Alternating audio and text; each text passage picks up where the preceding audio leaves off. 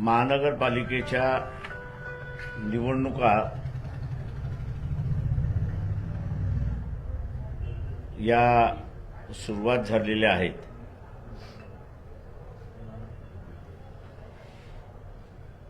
अकोला महानगरपालिकेच्या निवडणुकीमध्ये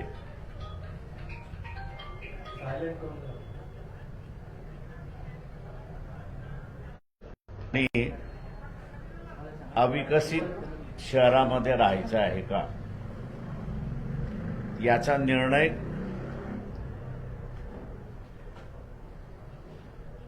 महानगरपालिकेच्या निवडणुकीमध्ये द्यायचा आहे. याचं उत्तरदायित्व मी असं मानतो की या शहरातला जो बुद्धिजीवी आहे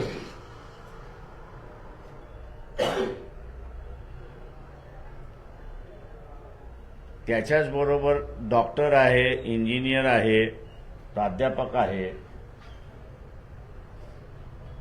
आय लव्ह अकोला असा म्हणणारा वर्ग जो आहे त्याला ह्याचा निर्णय द्यायचा आहे की त्याला घाणीमध्ये राहायचं आहे की विकसित शहरामध्ये राहायचं आहे अशी परिस्थिती आहे. तर सरळ सरळ भारतीय जनता पक्षाला मतदान द्या, कमळाला मतदान द्या. या शहराला विकसित करायचं असेल तर मग विकासाचे मुद्दे काही आहेत हे पहिल्यांदा असताना लक्षात घेतले पाहिजे.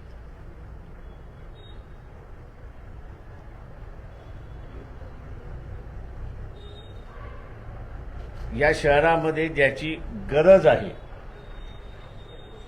ती म्हणजे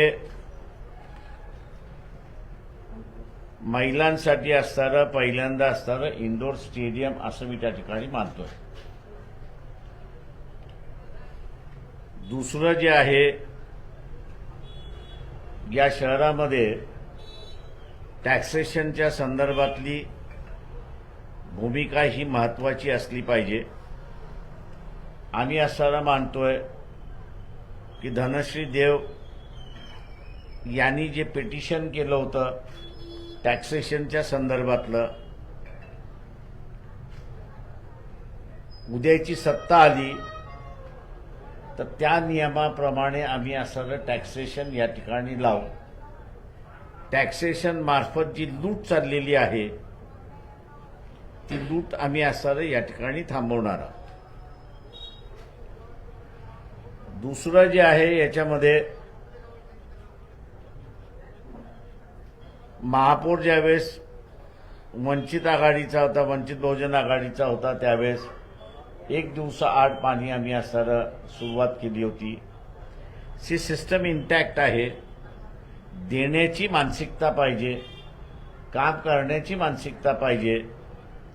आज जे 9 दिवसाला पाणी येतंय,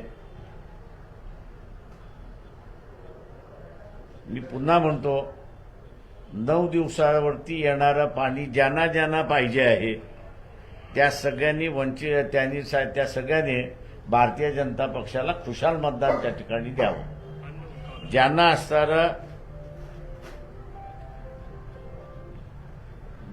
असणारं 1 दिवसाआड पाणी पाहिजे त्या सगळ्यांनी वंचित बहुजन आघाडीला मतदान करावं हे आम्ही त्यांना म्हणतोय.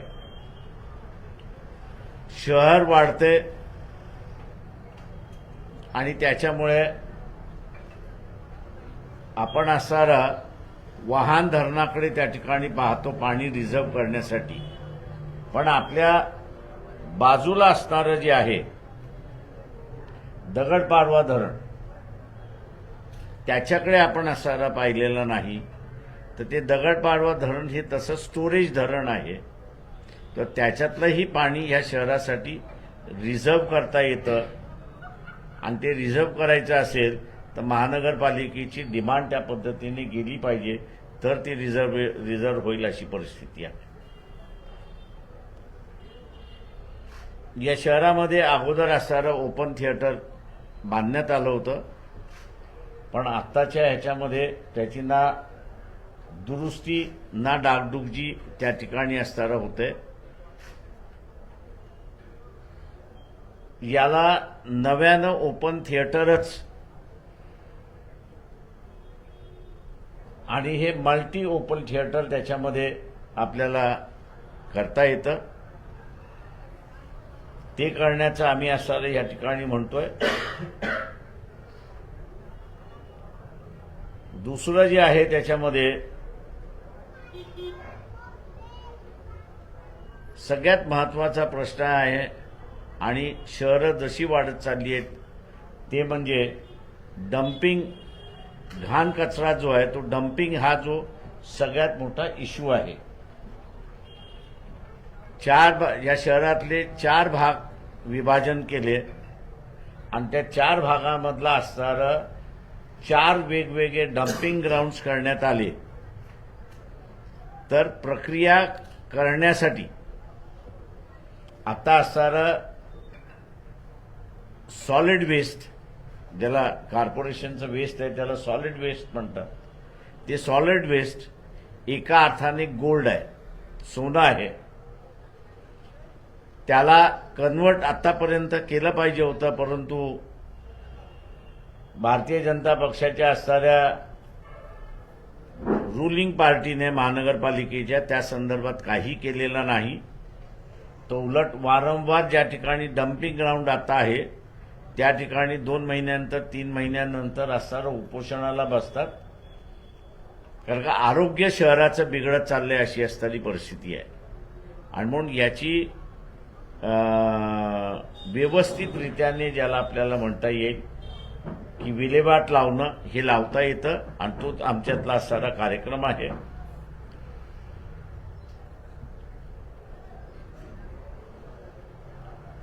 शॉप ॲक्टचं आता असणारं भाडं आम्ही 20 वर्ष वाढवलं नाही आणि म्हणून एकंदरीत 6,000चं भाडं जे वाढवलेलं आहे, या शहराला लागणारा निधी व्यवस्थितरित्याने या सगळ्या गोष्टी पुरवण्यासाठी लागणारा जो निधी आहे त्याचं आम्ही असणारे कॅल्क्युलेशन, त्याचं असणारं एक बजेट आम्ही येत्या काही दिवसामध्ये त्या ठिकाणी सादर करू. पण त्या हिशेबाने आम्ही असणारं ज्यावेळेस धरतो त्यावेळेस 6,000चं हा जो शॉप ॲक्ट वाढवलेला आहे अर्धा जरी केला तरी या शहराच्या रेव्हेन्यूमध्ये फार फरक पडत नाही असणारी परिस्थिती आहे. आणि म्हणून तो हाफ करण्याचा आम्ही त्या ठिकाणी ठरवलेला आहे. आपल्याकडे असणारं एकच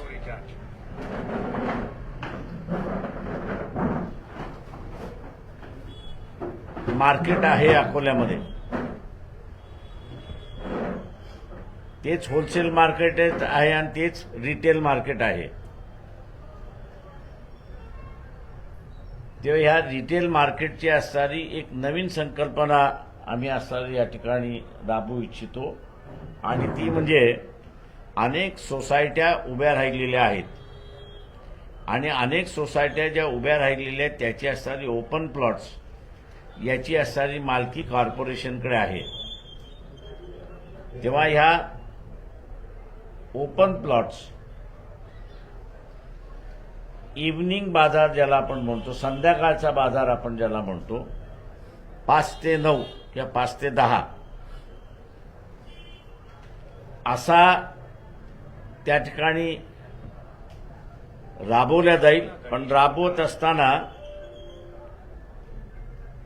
राबवत असताना एक गोष्ट त्याच्यातली असताना होणार आहे ती म्हणजे परमनंटली कोणी राहणार नाही. तो संध्याकाळी 5 वाजता त्याचं सामान घेऊन येईल आणि संध्याकाळी जाताना तो स्वतःचं सामान घेऊन जाईल. तिथला जो काही कचरा बिचरा होणार आहे तो त्याच ठिकाणी त्यांनीच टाकायचा आहे.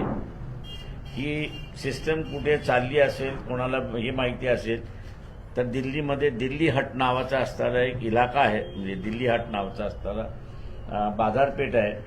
ती संध्याकाळी ओपन होते.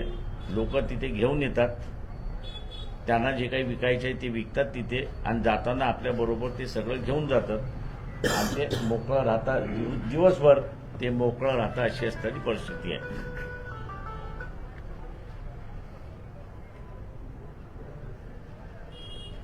जनता बाजार जे आहे, मी जसं म्हणालो, रिलायन्सला देण्याचा घाट घातला जातोय. आमचा त्याला असणारा विरोध आहे.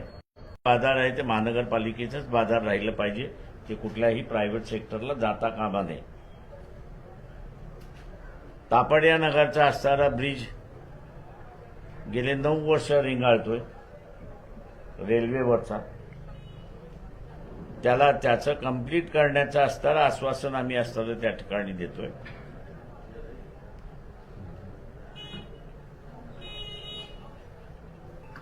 शेवटी उन्हाळा हा आपल्याकडे फार मोठ्या प्रमाणात असतो.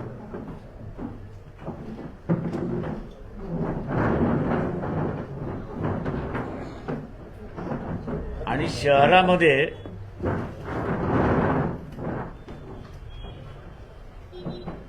आपल्याकडून वाहते. जगभरामध्ये जिथे टेम्परेचर व्हेरी हाय आहे आणि त्या शहरांमधनं असणारा नदी वाहणार असेल तर उन्हाळ्यातलं टेम्परेचर कमी करण्यासाठी त्या नदीचा असणारा वापर केला जातो. मोरणा नदी आणि इतर नद्या ज्या आहेत त्यांच्यातलं असणारं पाणी हे 90% वापरल्या जाते अशी असणारी परिस्थिती नाही. किंवा रेल्वे लाईनच्या खालच्या बाजूला आपण असणारं पाहिलं तर या पाण्याचा वापरच होत नाही. मोरणा नदीच्या शहराच्या शेवटच्या भागाला म्हणजे गांधीग्रामकडे आपण जातो त्या भागाकडे महानगरपालिकेने असणारा एक बंधारा बांधला. तर ज्या पद्धतीने बाळापूरला पॉवर हाऊसनी बंधारा बांधलेला आहे आणि आज आपण असं बघितलं उन्हाळ्यामध्ये बाळापूर हे 3 डिग्री टेम्परेचर कमी असतं अकोल्यापेक्षा. म्हणजे हा अनुभव आहे. तेव्हा उन्हाळ्यातलं टेम्परेचर 3 डिग्रीने कमी करणं किंवा असणारं ज्याला आपल्याला म्हणता येईल की ड्राय वेदरमध्ये थोडासा ओलावा तो असणारा शहराला या ठिकाणी मिळू शकतो. आणि वॉटर कन्झर्वेशनला जे आहे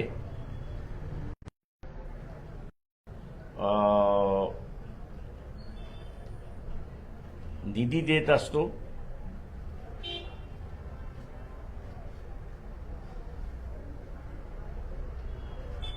सुप्रीम कोर्टाने अकोल्याच्या संदर्भातला दिलेला निर्णय आपण जर पाहिला,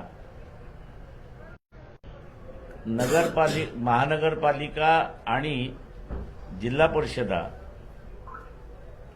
यांना त्यांनी स्वायत्त असं म्हटलेलं आहे. They are autonomous bodies.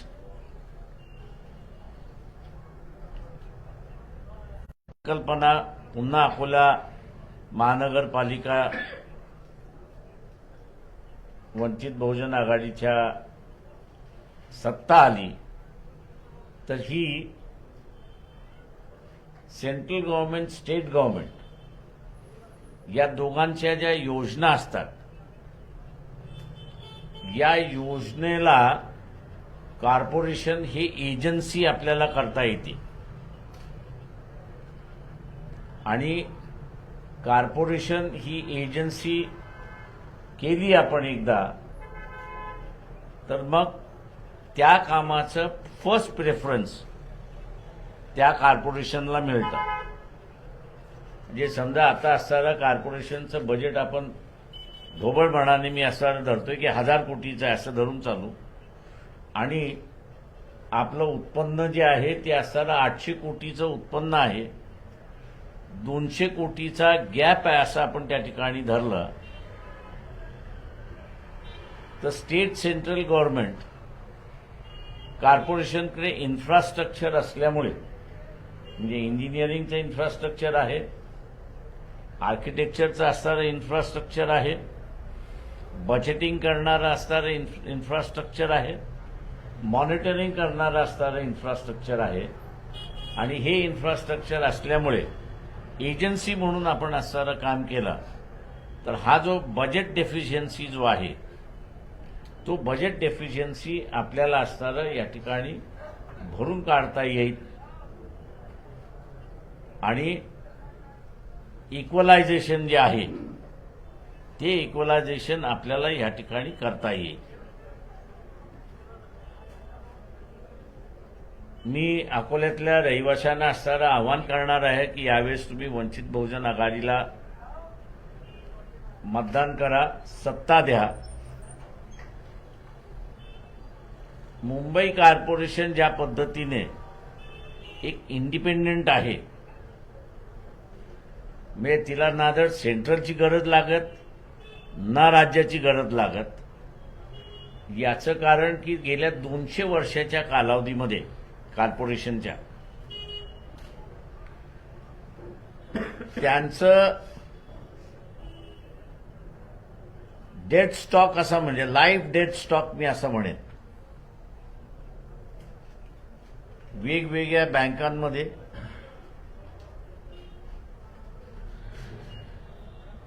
कमीत कमी 2 लाख कोटी आहे.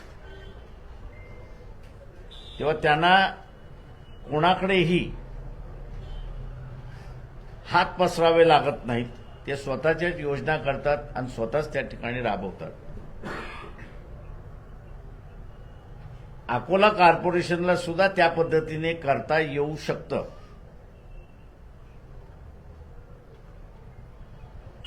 आता कुठेतरी मी असं म्हणेन की अकोल्यातले काही यंगर जनरेशन मायग्रेशन थांबून अकोल्यामध्ये जो नॅचरल क्रॉप आहे पल्सेसचा आणि कापसाचा, याच्यावरती प्रोसेसिंग करणारे युनिट्स त्यांनी उभ्या केलेले आहेत किंवा करतायत किंवा इन पाईपलाईन आहे. पण या सगळ्यांची असणारी डिफिकल्टी एक आहे की कनेक्टिव्हिटी अकोल्याला चांगली आहे, म्हणजे रेल्वेची कनेक्टिव्हिटी आहे, एअरची ही कनेक्टिव्हिटी आहे, रोड्सची ही कनेक्टिव्हिटी आहे, पण बिझनेस सेंटर्स ज्याला आपण म्हणतो ते बिझनेस सेंटर्स अजून उभे राहिलेले नाहीत. त्याच्यामुळे इथला व्यापारी आणि बाहेरचा येणारा व्यापारी याचे असणारे जे मीटिंग पॉइंट्स मी जसं म्हणतो बिझनेस सेंटर्स झाले पाहिजे ते नाही आहेत. आणि ते जर झालं तर मी असं म्हणेन की कॉर्पोरेशन इंडिपेंडेंटली आपला असणारा एक व्यवसाय टॅक्स म्हणून लावून, मी जो म्हणालो होतो की एक लाईफ स्टॉक सारखं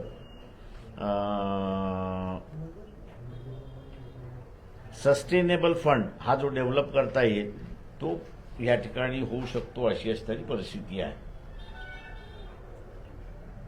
पण माझ्या पुढचा जो प्रश्न आहे तो म्हणजे अकोल्यातला मतदार, मग तो डॉक्टर असेल, इंजिनियर असेल, शिकाऊ असेल, बिगर शिकाऊ असेल, याच्या डोक्यामध्ये 2 गोष्टी फार महत्वाच्या बसलेल्या आहेत. त्या म्हणजे एक धर्म आणि दुसरी जात. या दोघातून बाहेर पडले तर आत्ता जे काही कापसाचा विकास होतोय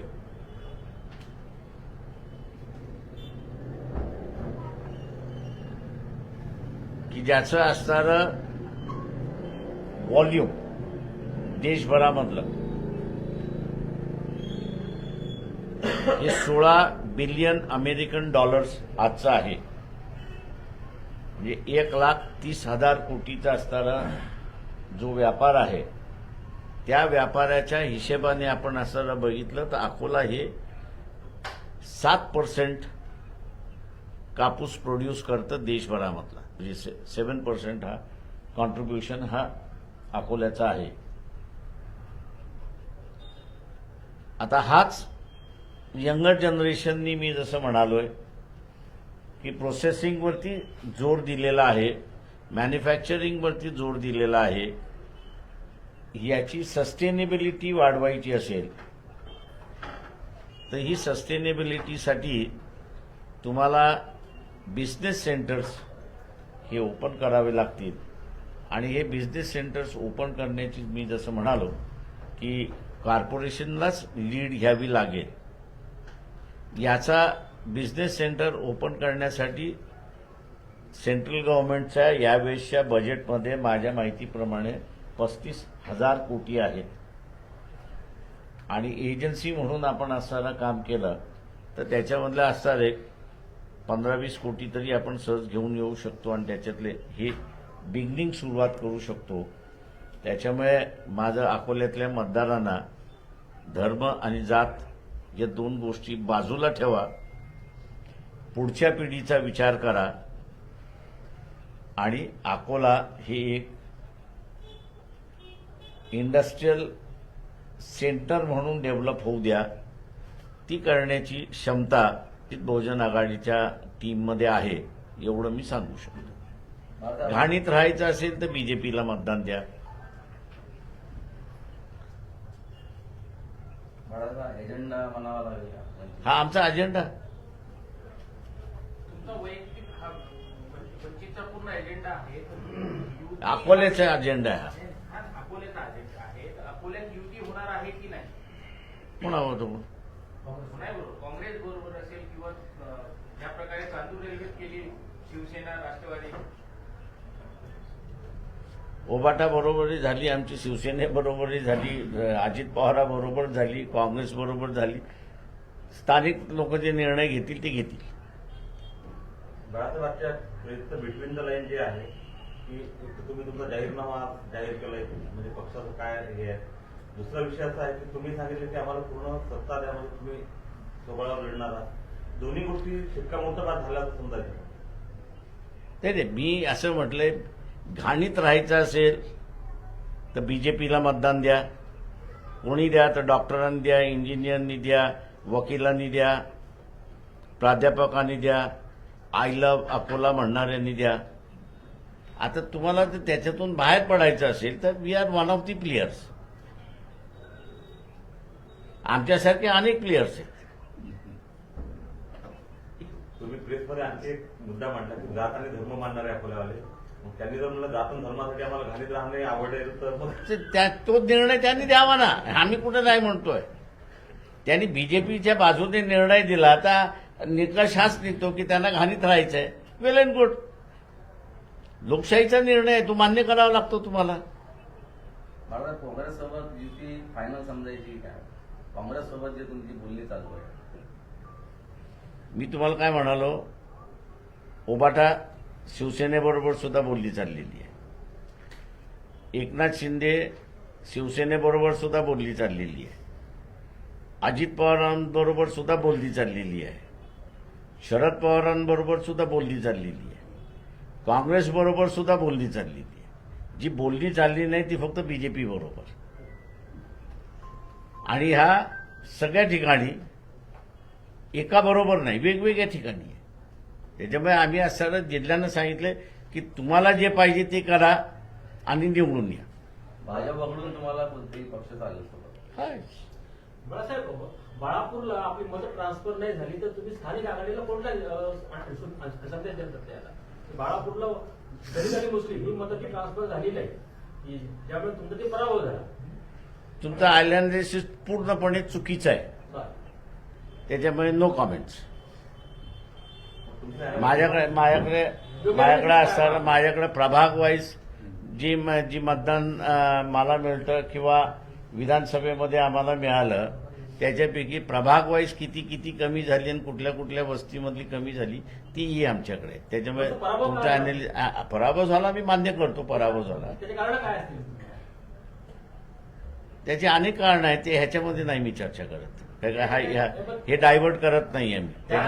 त्याच्यामुळे तुम्हाला असं विचारायचं असेल तर आज याच्यावरतीच विचारा, नाही तर प्रेस कॉन्फरन्स संपली. बाळासाहेब, तुम्ही सर्व पक्षांसोबत तुमची बोलणी सुरू आहे. समवॉट नियर अबाउट कोणासोबत फायनल होत आहे चर्चा अशी कुठे ते आहे? व्हेरियस स्टेजेस आहेत, व्हेरियस महानगरपालिकेमधले आहेत. नियर अबाउट कुठे होणार आहे किंवा जवळपास ते- चर्चा झाली का अशी? असं आहे, त्याच्यामध्ये वाटाघाटी ह्या चालत राहतील शेवटपर्यंत. 29 तारखेला आम्हाला एक्झॅक्ट पिक्चर येईल की कोण कुठं कोणाबरोबर समझोता करते. मुंबईमध्ये जागा वाटपासंदर्भात काही बोलणं झालं का तुमच्याकडनं? नाही,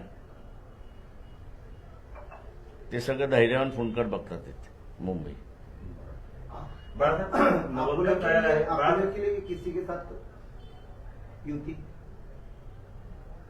अभी तक तो किसी का प्रस्ताव नहीं आया है. तिसरी आघाडी आपल्याकडे आली होती. नवरदेव तयार आहे, मुली पाहणं सुरू आहे. मात्र शेवटी लग्न कोणत्या मुलीसोबत केलं? तुम्ही सांगितलं सर्वांशी चर्चा झाली. म्हणून मी म्हटलं ना, सगळ्या मुली पाहणं आहेत हे बरोबर आहे. ती पसंत आली तिचा बरोबर होणार. मुलगी आली होती तुम्हाला. अजून झालीच नाही ना. अजून झालीच नाही हे तर कुठं सांगणार. चहा पाण्याचा कार्यक्रम सुरू आहे. सर, बड़े पक्षों के साथ अगर नहीं होती है युति तो जो छोटे मोटे घटक दल होते हैं जैसे छोटी छोटी पार्टी होती जो उनके साथ में तो हो रहा है, उनको हम लोग बचा रहे हैं. साहेब, यांनी जे बंडखोरी केलेली आहे भारतीय जनता पार्टीसोबत तिसरी आघाडी. तिसरी आघाडी तिसरी आघाडी आपल्याकडे आली होती का? जसे हरीश चंद आणि ते महिन्याभरापूर्वी येऊन गेले होते हे सगळे. मी म्हटलं तुमचा अगोदर शेप होऊ द्या आणि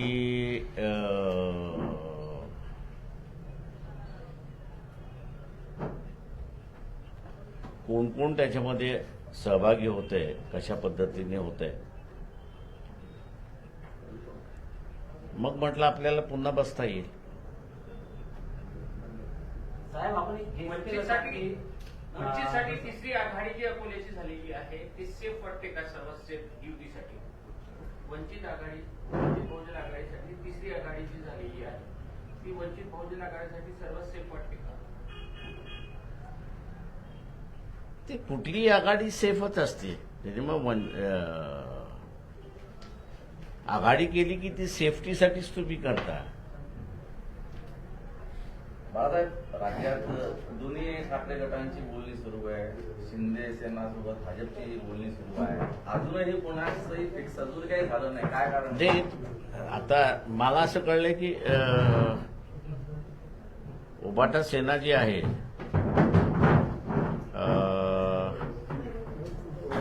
त्यांचं सेटल झालंय असं मला कळलंय. सॉरी बाळासाहेब. धन्यवाद. नाही, उबाटा सेना जी आहे आणि राज ठाकरे जे आहे यांच्या ॲज कुठे सेटल झाले असं आम्हाला कळलेलं आहे. त्याच्यामध्ये राज ठाकरे म्हणतात जोपर्यंत जागा वाटपाचं होत नाही तोपर्यंत काही डिक्लेअर करू नका अशी ठाम भूमिका आहे. हो, ते त्यांचं ठरलेलं आहे माझ्या अंदाजानं. म्हणजे फॉर्म्युला ठरलेला आहे की किती किती घ्यायचा. ते एखाद्या दुसऱ्या सीटवरनं वादावादी होत राहणारच. साहेब, तुम्ही अकोला विकासाच्या बाबतीत बोलले तर अकोल्याच्या भूमिगत गटार योजनेच्या बाबतीत तुम्ही बोलले नाही. कारण भूमिगत गटार योजनेची ही पाईपलाईन जी आहे ती फक्त 9 इंच टाकण्यात चाललेली आहे. एक लक्षात घ्या की ही पाईपलाईन याला तुम्हाला जर दोष द्यायचा असेल कोणाला तर आता आजारी आहेत पण नाव सांगतो त्याच्यामध्ये तुम्ही असणारा धोत्रे साहेबांना तुम्ही असणारा त्याचा दोष द्या. कारण का 350 कोटी त्यावेळेस असणारी योजना म्हणून मी म्हटलं की गटार योजना जी आहे ती मुद्दामून मी केलेली नाहीये. जी ज्याचा मास्टर प्लॅन असणारा सेंट्रल गव्हर्नमेंटने करून दिला होता आपल्याला आणि त्याच्यातले 350 कोटी रुपये त्यांनी आपल्याला सँक्शन दिले होते, आलेही होते आपल्याकडे अकोला महानगरपालिकेत. पण खासदारांनी पत्र दिलेलं आहे आणि ते मी त्यावेळेस हे केलं होतं की अकोल्याला गटार योजना नको. आता मी काही खासदार नव्हतो, धोत्रे साहेब इथले खासदार होते. त्यांनी असताना ते पत्र दिलं आणि ते पत्र दिल्यानंतर अजित पवारांनी फायनान्स मिनिस्टर असल्यामुळे त्यांनी बारामतीकडे ते पैसे वळवले. मला फोन करून सांगितलं, प्रकाशराव तुमचे पैसे मी पळवले. आणि त्यांनीच मला ते खासदाराचं पत्र दिलं मग हातात. आणि आताची जी योजना आहे ही अनवर्केबल आहे, तिला रिवाईज करावं लागेल अशी परिस्थिती आहे. आणि त्याचं नव्यानं मास्टर प्लॅन तयार करावा लागणार आहे.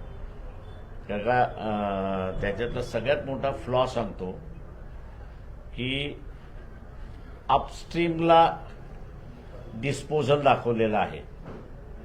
आता अपस्ट्रीमला डिस्पोजल तुम्हाला दाखवायचं असेल तर त्याला पंपिंग करावं लागतं. म्हणजे 24/7 जसं आपण म्हणतो तसं हे 24/365 डेज सारखं तुम्हाला पंपिंग करावं लागणार आहे. आणि त्या इलेक्ट्रिसिटीचं वीज आणि बिल हे आपल्याला भरावं लागेल अशी परिस्थिती आहे. सर, मी याची चौकशी केली असता त्यांनी सांगितलं की फक्त याच्यामध्ये मलमिश्रित पाणी जाणार आहे. त्या 9 इंची पाईपलाईन मधून, जसं आपल्या घरचं आउटलेट 6 ते 7 इंच आहे, पण ऍक्च्युली जर पाहिलं तर ती पाईपलाईन 9 इंचाची टाकल्या गेलेली आहे. आणि नदीतही त्यांनी पाईपलाईन, जसं तुम्ही आता नदीचं बोलतो की नदीत एक तळ तयार करायला पाहिजे आणि तिथं जे वातावरण आहे तुम्हाला काय कशासाठी आता असताना नवीन टेक्नॉलॉजी अशी आली आहे की मी आता तुम्हाला जे सांगितलं की सॉलिड वेस्ट हे आता सोनं आहे, सोन्याच्या भावामध्ये चाललेलं आहे. ते प्रॉपर प्लॅनिंग नसल्यामुळे आणि जुना असलेला प्लॅन रिजेक्ट करून का त्याच्यात खाता येत नाही म्हणून तो रिजेक्ट केला आणि खाणारा प्लॅन तयार केलेला आहे.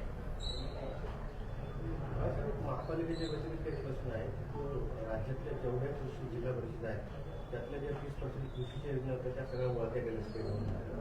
मग त्याच्या मागचं काय लॉजिक असावं? पैसे नाही आहेत.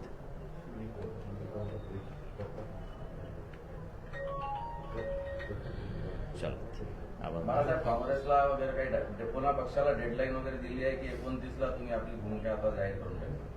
कशाबद्दल युती संदर्भात. ते मी जसं म्हटलं ना की आम्ही राज्यभर डेडलाईन देऊ शकत नाही आहोत. म्हणजे आता सांगलीतलं जर दिलं उदाहरण कॉर्पोरेशनमधलं, काँग्रेस एनसीपी एकत्र जात नाहीयेत. त्याच्यामुळे आम्हाला चॉईस करायचं की काँग्रेस बरोबर जायचं की एनसीपी बरोबर जायचं. एक स्टेट वाईज आम्ही लाईन घेऊ शकतच नाही आहोत. मुंबईला काय परिस्थिती आहे? मुंबईला अजून सांगता येत नाही. म्हणजे मी जसं म्हणालो की एका बाजूला सगळे सांगतात नाही आमचं जमलं, पण ते जाहीर करायचं म्हटलं की नाही नाही नाही थांबा. तुम्ही 50%च्या फॉर्म्युला ठाम आहात का? 50% कशाचे जागा वाटतात कुठल्या? मुंबई सर्वच ठिकाणी. तुम्ही सांगितलं की बरोबरीची बोलणी होणार प्रत्येक ठिकाणी. हो.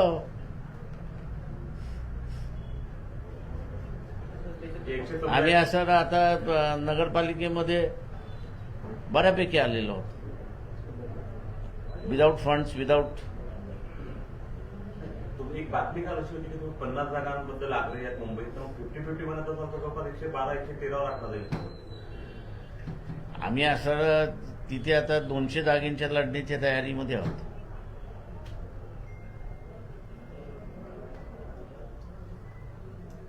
बाळासाहेब, अकोल्यात जी चर्चा होत नाही, जे काँग्रेसचे जे चेहरे असतील म्हणजे साजिद खान पठाण, डॉक्टर जिशान आणि प्रकाश ताडे यांच्यामुळे ही आघाडी होत नाही असं मला माहित चर्चा आहे बाहेर, ती खरी आहे? मला माहित नाही, ते तुम्ही स्थानिकवाल्यांना विचारा.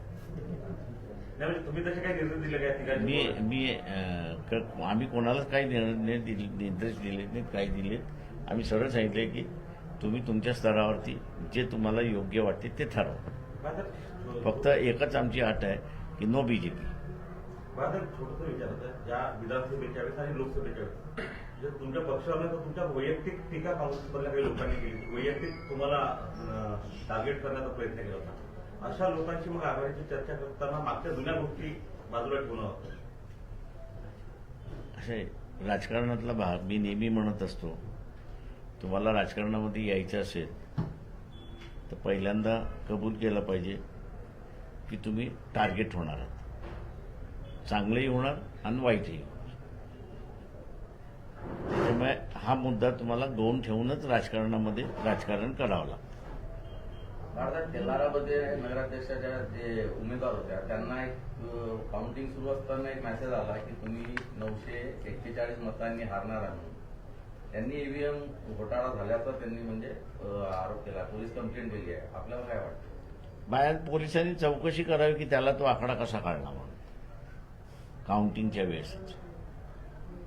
समोरील व्यक्तीचा मोबाईल बंद आहे, कॉल बॅक आणि जात तो नाही त्यावर. आउट ऑफ महाराष्ट्र आहे, महाराष्ट्राबाहेरचा व्यक्ती आहे तो. त्यावर फोटो जे आहे डीपी मध्ये ते अमित शहा आणि स्वतःचा फोटो अर्धा असा आहे. हे मान्य आहे मला, पण माझं तेवढंच म्हणणं असं आहे की पोलिसांनी आता चौकशी करावं की त्याला हा फिगर मिळाला कुठून. असा जो आणि आहे ना, पोलिसांनाही चौकशी केली तर कोर्टामार्फत आम्ही त्याला चौकशी करायला लावणार. जिल्हा परिषदला असं काय घडू शकते का? या सगळ्या मशीन ज्या आहेत, मी जसं म्हणालोय, म्हणजे या मॅन्युप्युलेटेड आहेत. जिथे जो उमेदवार समजा 200 मतांनी जिंकून आलेला आहे, असं धरा की फॅक्च्युअली तो 2000 जिंकून आलेला आहे.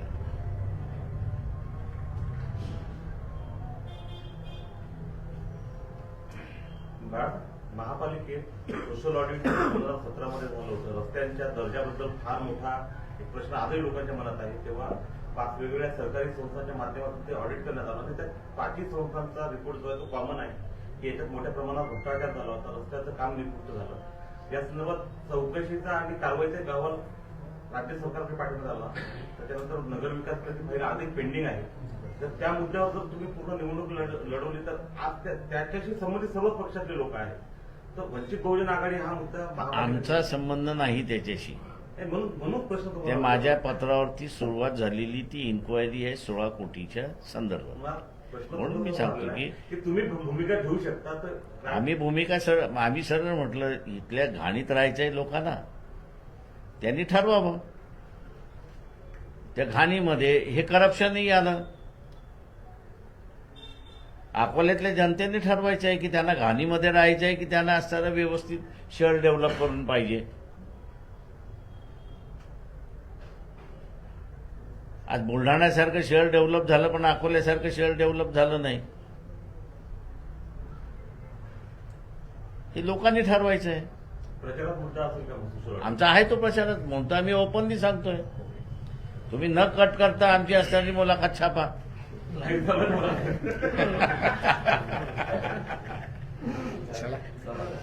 मी अल्पोपहार घ्यावा अशी विनंती सर्व